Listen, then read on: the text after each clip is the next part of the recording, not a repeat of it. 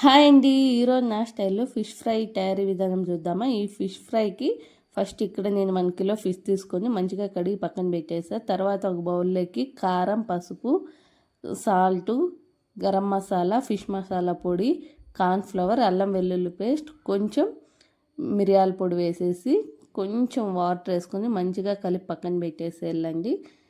Fish వేసుకొని మంచిగా ఇలా కలుపుకోవాలి. ఇంకా వేరే ఏం వేయాల్సిన అవసరం లేదు, ఈ మసాలా చాలు.